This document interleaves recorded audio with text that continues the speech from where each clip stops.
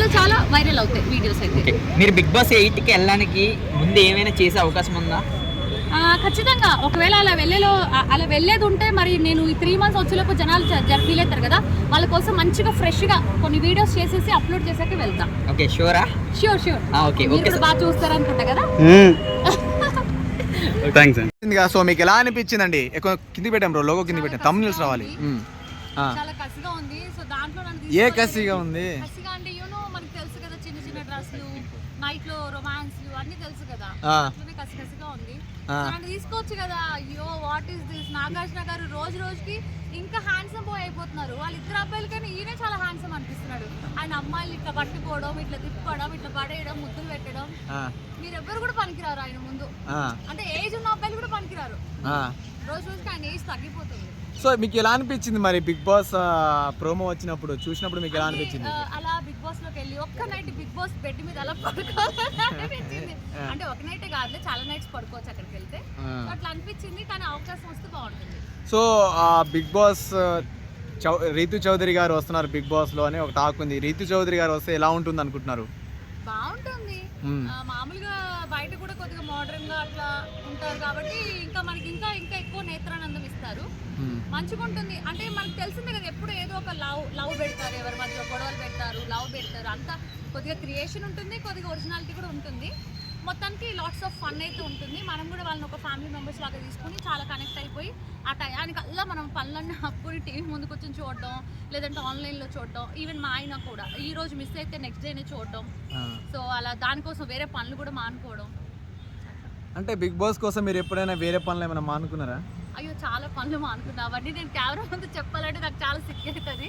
ఎందుకంటే అది వచ్చే టైమింగ్ కూడా అదే కదా. ఎందుకంటే దాంట్లో అడల్ట్ కంటెంట్ ఎక్కువ ఉంది కాబట్టి దాన్ని నైట్ టైంకి మార్చేశారు కదా. సో అందువల్ల మరి అడల్ట్ కంటెంట్ అంటే నేనే కదా మారిపోయారు. మరి నన్ను తీసుకోకుండా ఎట్లా జరుగుతుంది ఆ షో చెప్పాలి. కానీ నిజంగా ఆ షోలోకి నేను వెళ్ళానంటే బయట ఎంతమంది రచ్చ చేస్తారు. స్వాతి ఎందుకు వెళ్ళింది అంటారేమో కదా. అంటే స్వాతి వెళ్తే మరి ఎలాంటి మీకు సపోర్ట్ ఎలా దొరుకుతుంది అనుకుంటున్నారు? ఒకవేళ సపోర్ట్ దొరుకుతుంది అనుకోవచ్చా మీరు వెళ్తే? సపోర్ట్ ఎలా దొరుకుతుంది అంటే ఇప్పుడు మీలాంటి వాళ్ళు ఉంటారు కదా, అంటే ఎక్కువ నా వీడియోస్ చూసే వాళ్ళు, ఎక్కువ వాష్రూమ్ వెళ్ళే వాళ్ళు, అలాంటి వాళ్ళందరూ నాకు సపోర్ట్ చేస్తారు కదా. నువ్వు చేయవా సపోర్ట్? నాకు చెప్పు. చేస్తాడు నేనే మన భారత్ సపోర్ట్ చాలా మంది సపోర్ట్ చేస్తారు. అంటే ఇప్పుడు బిగ్ బాస్ హౌస్ లో మరి ఎవరితో బాగా ఆట ఆడాలనుకుంటున్నారు మీరు? ఏదైనా సరే, అంటే గేమ్ పెడితే ఎవరితో పార్ట్నర్షిప్?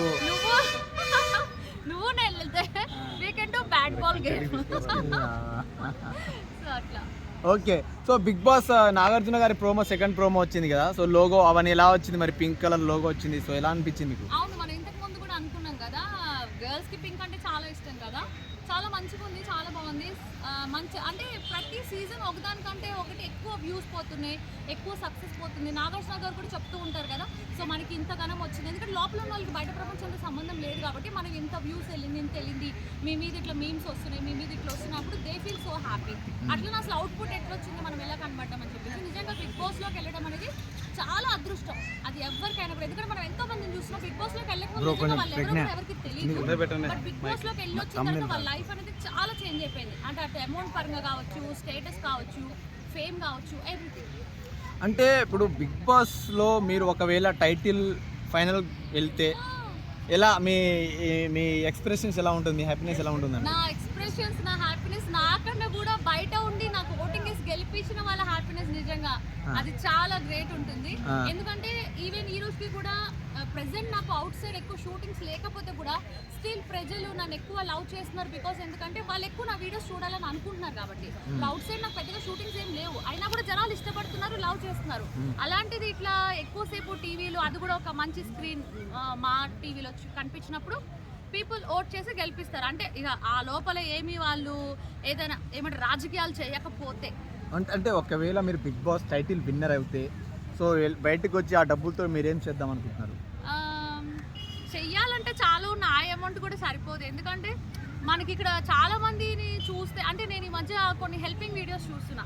అంటే ఎవరికైనా హెల్ప్ చేయడము, అమౌంట్ పరంగా వాళ్ళ కళ్ళలో హ్యాపీనెస్, నిజంగా వాళ్ళ కష్టాలను తీర్చడం, అట్లాంటివి చేయాలని నాకు చాలా ఉంది. అంటే లాస్ట్ టైం డిఫరెంట్ అసలు నేను చేసే జోనర్ కి దీనికి ఫుల్లీ డిఫరెంట్.